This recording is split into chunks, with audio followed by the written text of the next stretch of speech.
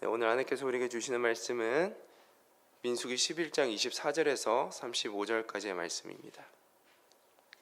우리 한 절씩 교독하시고 35절 함께 읽도록 하겠습니다. 제가 먼저 읽겠습니다. 모세가 나가서 여호와의 말씀을 백성에게 알리고 백성의 장로 70인을 모아 장막에 둘러 세우매 여호와께서 구름 가운데 강림하사 모세에게 말씀하시고 그에게 임한 영을 70 장로에게도 임하게 하시니 영이 임하신 때에 그들이 애언을 하다가 다시는 하지 아니하였더라. 그 기명된 자 중 엘다시라 하는 자와 메다시라 하는 자 두 사람이 진영에 머물고 장막에 나아가지 아니하였으나 그들에게도 영이 임하였으므로 진영에서 애언한지라. 한 소년이 달려와서 모세에게 전하여 이르되 엘다가 메다시 진중에서 예언하나이다 하매 택한 자 중 한 사람 곧 모세를 섬기는 눈의 아들 여호수아가 말하여 이르되 내 주 모세여 그들을 말리소서.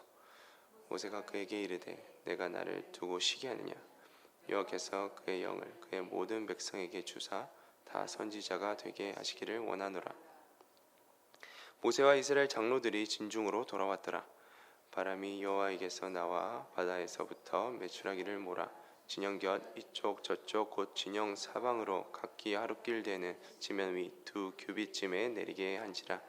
백성이 일어나 그날 종일 종야와 그날 이튿날 종일토록 메추라기를 모으니 적게 모은 자도 10호멜이라. 그들이 자기들을 위하여 진영 사면에 펴 두었더라. 고기가 아직 이 사이에 있어 씹히기 전에 여호와께서 백성에게 대하여 진노하사 침이 치셨으므로 그곳 이름을 기브롯 핫다와라 불렀으니 욕심을 낸 백성을 거기 장사함이었더라. 백성이 기브롯 핫다와에서 행진하여 하세롯에 이르러 거기 거하니라. 아멘.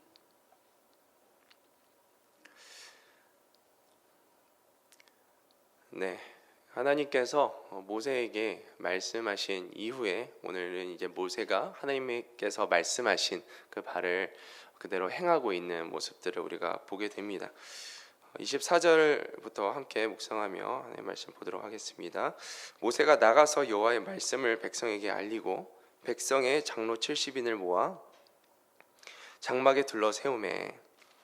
모세는 하나님의 말씀 그대로 행하고 있습니다. 그대로 백성에게 전달하고 하나님의 명령을 따라서 자신의 일을 나눌 수 있는 70인의 장로들을 하나님이 임재하시는 그 성막 주위, 그 장막 주위를 둘러서게 합니다. 하나님 말씀대로 이제 장로들이 하나님의 영을 받을 준비를 하고 있는 절차 중인 것이죠. 하나님께서 이 70인의 장로를 준비하라 말씀하셨다라는 것을 묵상하다 보니까 이 모세가 지금 맡고 있었던 그 짐이, 그 부담이 70인의 장로가 나눠야 될 정도로 큰 부담이었구나. 어떻게 이 많은 짐을 혼자 지고 있었을까? 그 부담이 얼마나 컸을까 하는 생각이 들었습니다. 25절 말씀 보겠습니다. 여호와께서 구름 가운데 강림하사 모세에게 말씀하시고 그에게 임한 영을 70인 장로에게도 임하게 하시니 영이 임하신 때 그들이 예언을 하다가 다시는 하지 아니었더라. 하나님께서 약속하신 대로 이제 구름 가운데 나타나셔서 모세에게 말씀하시고 하나님의 영이 모세에게 부어진 그 하나님의 영이 70인의 장로들에게 동일하게 부어집니다. 그리고 하나님의 영이 임하니까 장로들의 입에서 이제 예언하는 그 일시적인 현상이 일어난 것이죠. 왜 하나님은 장로들이 예언을 하게 한 것일까라는 것을 묵상해 보니 하나님은 70명의 이 장로들에게 하나님이 영이 임하셨다라는 것을 이스라엘 백성 가운데 나타내시기를 원하셨습니다. 가시적이고 더욱 분명하게 증명하시기 위해서 예언이라는 눈에 보이는 현상을 허락하신 것이죠. 이 예언을 통해서 그들 안에 성령이 임하였고 내가 이들을 이 이스라엘 백성의 리더로 세웠다라는 것을 이스라엘 백성들에게 보여주고 있는 것입니다. 우리는 하나님의 일을 할 때 하나님의 기름 부으심이 필요합니다. 하나님은 하나님의 일을 맡기실 때 그 일을 감당할 수 있도록 하나님의 영을 부으시고 기름 부어 주십니다. 이것을 우리는 어노인팅, 기름 부으심이라고 표현합니다. 성경을 보면 하나님은 모세뿐만 아니라 여러 하나님의 사람들 가운데 하나님의 영을 부어주시는 이 기름 부으심을 우리가 보게 됩니다. 사무엘상 16장 13절 말씀을 보면 다윗에 대한 이야기가 나옵니다. 사무엘이 기름불을 가져다가 그의 형제 중에서 그에게 부었더니 그날 이후로 여호와의 영이 다윗에게 크게 임하니라. 하나님의 영이 다윗을 하나님의 왕으로 세우시기 위한 그 과정 안에서 하나님의 영, 기름 부으심이 다윗의 삶 가운데 임하였다라는 것입니다. 사도행전 1장 8절을 보면 오직 성령이 너에게 임하시면 너희가 권능을 받고 라고 표현합니다. 우리가 신약 시대를 살고 있습니다. 우리 삶 가운데 하나님의 영이 우리 안에 임할 때 하나님의 권능을 받고 우리가 주의 일을 감당하게 되는 것입니다. 사도행전 10장 38절 말씀을 보아도 예수님께도 임하는 성령과 그 권능을 보게 되는데요. 하나님이 나사렛 예수에게 성령과 능력을 기름 붓듯 하셨음에 그가 두루 다니시며 선한 일을 행하시고 마귀에게 눌린 모든 사람을 고치셨으니 이는 하나님이 함께 하셨음이라. 하나님께서 사람에게 하나님의 일을 맡기실 때 하나님은 어노인팅, 기름 부어주십니다. 우리는 성령이 우리 안에 처음 임하신 그 성령 세례를 경험합니다. 그리고 그 이후에 하나님께서는 우리가 성령 충만한 삶을 살기를 원하십니다. 그 성령 충만한 삶은 우리의 힘으로 우리의 지혜로 할 수 있는 삶이 아닙니다. 우리 삶에 하나님의 영이 부어지는 그 기름 부으심이 있을 때 그 기름 부으심을 통하여서 우리의 삶 가운데 하나님의 능력과 하나님의 지혜와 하나님의 뜻이 이루어지는 것입니다. 그래서 우리의 삶 가운데 하나님의 뜻이 위로부터 부어지는 이 기름 부으심, 이것을 우리가 구해야 되는 것입니다. 우리는 이 기름 부으심을 통하여서 성령의 충만함으로 우리 삶 가운데 맡겨진 그 부르심 가운데 합당한 삶, 하나님이 나타난 삶, 내가 아니라 하나님이 나타나는, 하나님의 능력이 나타나는, 하나님의 역사가 나타나는 그런 삶을 살게 될 수 있습니다. 그래서 우리가 주님 안에서 항상 구해야 될 줄로 믿습니다. 하나님, 성령으로 기름 부어 주시옵소서. 나의 힘과 나의 능력과 나의 지혜가 아니라 주님, 주의 성령의 그 기름 부으심으로 하나님의 일을 감당하는 주의 자녀들 되게 하여 주시옵소서. 이렇게 간구할 때 우리에게 맡기신 그 일들을 감당할 수 있도록 주께서 기름 부어 주실 줄로 믿습니다. 26절 말씀입니다. 그 기명된 자 엘닷이라 하는 자와 메닷이라 하는 자 두 사람이 진영에 머물고 장막에 나아가지 아니하였으나 그들에게도 영이 임하였으므로 진영에서 예언한지라. 엘닷과 메닷이라는 자가 장로의 명단 안에 있었던 것 같습니다. 그런데 장막으로 나오지 않았습니다. 즉 이 장막 주위에 둘러섰던 사람들이 70명이 아니라 68명이 이제 서 있었다라는 것이고 2명은 지금 장막 가운데 나오지 않았습니다. 왜 엘닷과 메닷은 장막으로 나아가지 않았을까? 이렇게 생각해 보면 성경은 이제 그들이 왜 나왔는지에 대해서, 나오지 않았는지에 대해서는 이제 기록하고 있지 않습니다. 그런데 두 가지 정도 가능성을 생각해 볼 수 있습니다. 첫 번째는 자신들이 자격이 없다고 생각했을 수 있습니다. 엘닷과 메닷은 장로로 뽑힌 명단에 있었지만 자신이 그 자리에 합당하지 않다라고 생각했을 수 있습니다. 그래서 자신들이 하나님이 임재하시는 그 회막에 나아가지 못한 것입니다. 감히 나아가지 못했을 수 있습니다. 마치 이제 모세가 하나님께서 그에게 일을 맡기실 때 나는 입이 둔하여 그 일들을 하지 못합니다라고 거절했던 것처럼, 또한 에레미야가 하나님께서 선지자로 부르셨을 때 보소서 나는 아이라 말할 줄 알지 못한 아이다 하면서 두려워했던 것처럼 하나님의 그 임재, 하나님의 그 장막 앞에 나아가는 것이 두려웠을 수 있습니다.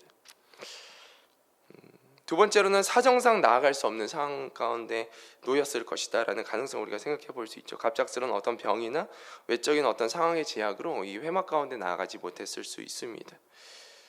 그런데 우리가 주목해서 보는 것은 그럼에도 불구하고 자격이 없다고 생각해서 하나님 앞에 나아가지 못했는데, 아니면 지금 상황이 이렇다지 못해서 갈 수 있는 상황이 되지 않아서 나아가지 못했는데, 그럼에도 불구하고 하나님께서 약속하신, 하나님께서 지도자로 세우시겠다 약속하신 그들의 삶 가운데 그 공간의 제약을 넘어서서 하나님의 영이 그들 가운데 임하였다라는 거예요. 하나님의 기름 부으심과 이 콜링, 부르심은 나의 자격을 근거해서 받는 것이 아닙니다. 하나님의 전적인 선택이고 하나님의 은혜인 줄로 믿습니다. 그러면 하나님의 자녀된 우리는 하나님께서 부르셨다면 하나님의 기름 부으심을 구하는 그 자리에 담대히 나아가야 합니다. 하나님께서 맡기신 일, 나의 자격으로 맡은 것이 아닌 줄 압니다. 하나님 기름 부으셔서 주의 능력으로 살아가게 하여 주십시오. 하나님 능력으로 하나님만 나타낼 수 있도록 하나님 도와주시옵소서. 담대히 하나님 앞으로 나아가 하나님께 그 은혜를 구하고 또 그 은혜를 누리는 자들 되기를 축복합니다. 이런 상황을 보고 다음과 같이 한 소년이 보고하죠. 달려와서 보고하고 있습니다. 27절 말씀입니다.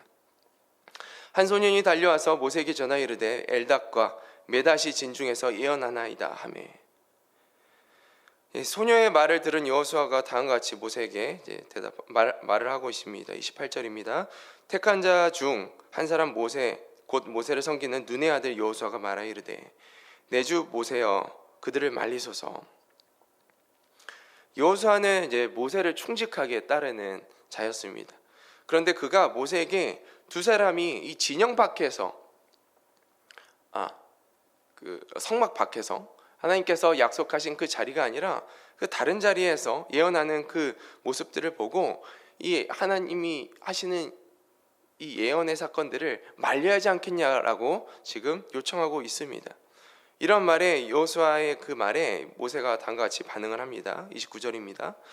모세가 그에게 이르되 내가 나를 두고 시기하느냐 여호와께서 그의 영을 그의 모든 백성에게 주사 다 선지자가 되게 하시기를 원하노라.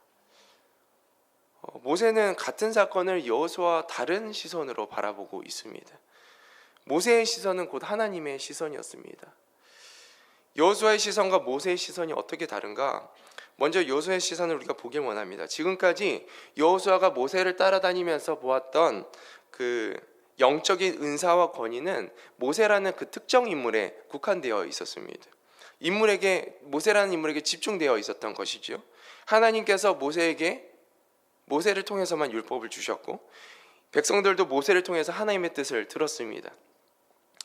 그러므로 하나님의 영은 모세를 통해서 나타나야 된다. 하나님의 권위는 모세를 통해서만 나타나야 된다라는 생각을 했었을 수 있습니다. 특별히 하나님의 영이 장막이라는 이 공식적인 장소가 아니라 하나님의 임재를 상징하는 이 장소가 아니라 진영 안이라는 일상적인 이 공간에서 임한다라는 것은 모세에게만 주어졌던 이 예언과 권위의 이 경계가 자칫하면 이제 흐려질 수 있다라는 것을 생각할 수 있는 것이죠.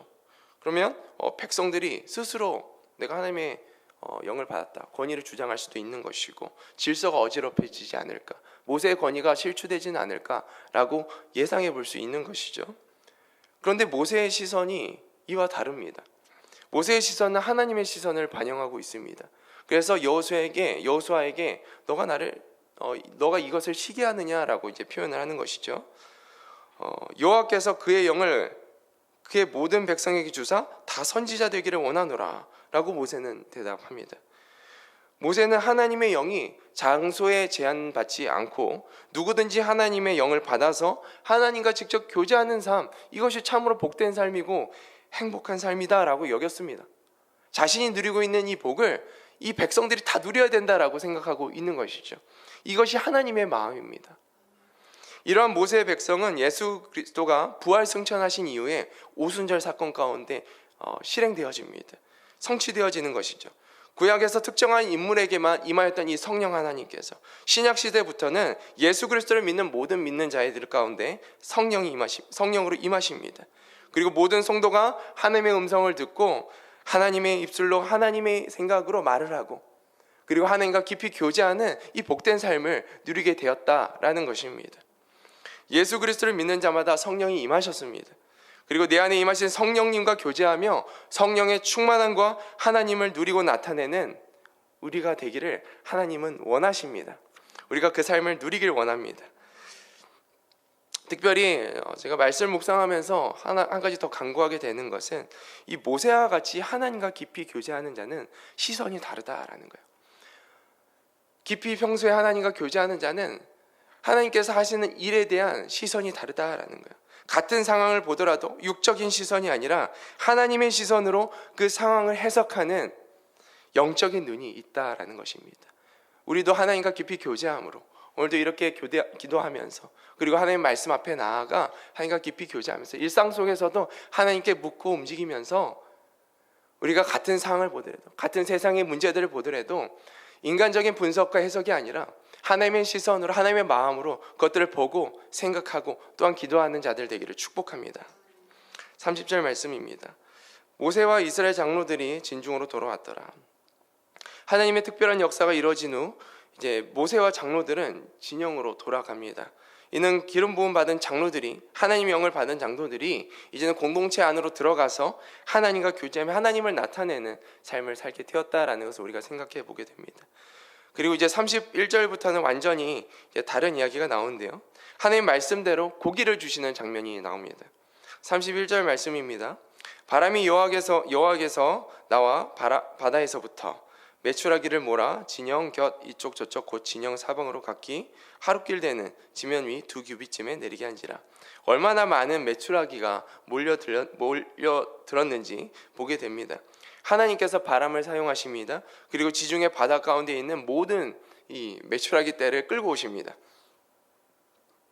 그 수가 엄청나서 이 진영 사방에 하루길 거리라고 하는데 20km에서 한 30km 정도가 하루길 거리겠죠. 하루 정도 이렇게 걸어낼 수 있는 그 거리를 덮었다라는 거예요.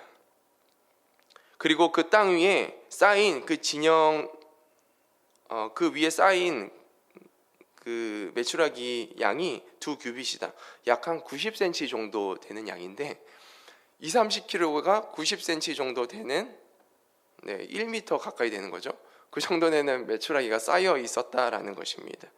그들의 욕심을, 이 탐욕을 채우기에 너무나 넘치는 양이었고, 우리는 이것을 통해서 하나님의 이 초자연적인 공급을 보게 됩니다. 이 백성들이 32절을 보니까 백성들이 일어나 그날 종일 종야와 그 이튿날 종일토록 메추라기를 모으니 적게 모은 자도 10호멜이라. 그들이 자기들을 위하여 진영 사면에 펴두었더라. 이제 하루 종일 그리고 밤새도록 그 다음 날까지 쉬지 않고 메추라기를 모았다라는 것입니다. 그들의 어떤 이 탐욕을 이제 보여주는 예입니다. 적게 모은 사람도 10호멜이라고 합니다. 220리터 정도 되는 양인데 우리가 2리터짜리 물통을 생각했을 때 110개 정도 되는 엄청나게 많은 양을 지금 적게 모은 이 한 사람의 양이 이 정도 모았다라는 것은 그들의 탐욕이 얼마나 과했는지를 대변하고 있습니다. 그리고 그 고기를 말리기 위해서 또 저장하기 위해서 진영 사방에 널어두게 됩니다. 그런데 이것이 어제 우리가 같이 말씀 묵상했던 것처럼 하나님께서 기쁨의 공급이 아니라 이게 저주의 공급이었다. 징벌의 공급이었다라는 것입니다. 고기가 아직 이 사이에 있어 씹히기 전에 여호와께서 백성에게 대하여 진노하사 심히 큰 재앙으로 치셨으므로 백성들이 고기를 입에 넣고 씹기도 전에 하나님의 진노가 임합니다. 어떤 방식으로 진노가 임했는지 모르겠지만 그 재앙으로 인해서 그들이 죽었음을 우리가 보게 됩니다.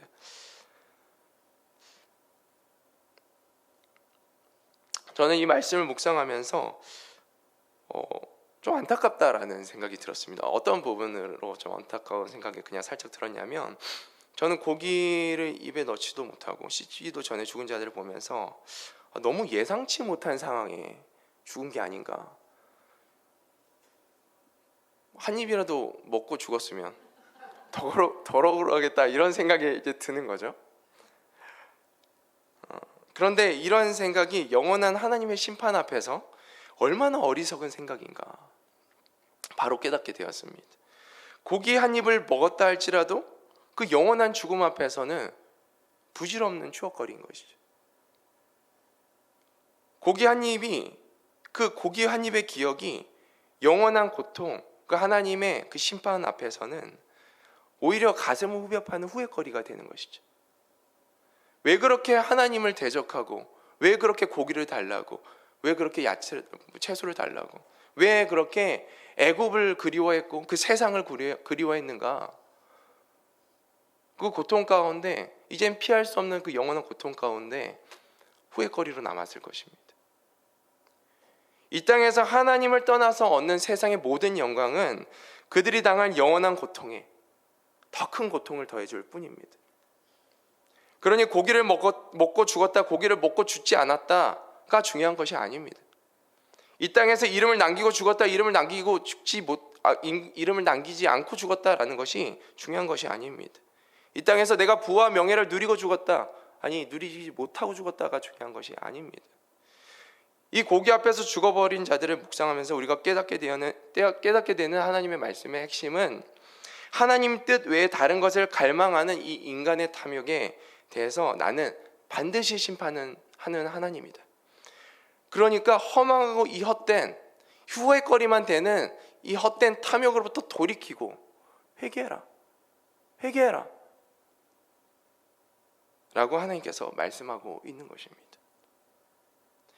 만약 하나님의 뜻이 아닌 다른 것을 마음에 품고 우리가 고집하고 있다면 피할 수 없는 하나님의 심판이 있음을 우리는 알고 회개하기를 소망합니다.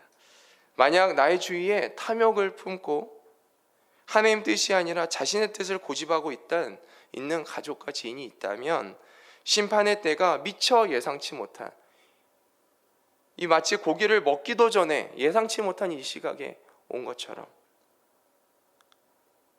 이 심판이 내가 예상치 못한 이 도적과 같이 임하는 것임을 우리가 알고 그들을 위하여 힘써 중보하기를 소망합니다. 회개로 돌이키게 하시는 하나님의 은혜가 우리가 기도하는 그 자들 가운데 임하기를 간절히 소망합니다. 34절 말씀입니다. 그곳 이름을 기브롯 핫다와라 불렀으니 욕심을 낸 백성을 거기에 장사함이었더라.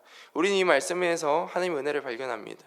이 욕심을 낸 백성들만 거기에 장사했다라고 표현을 합니다.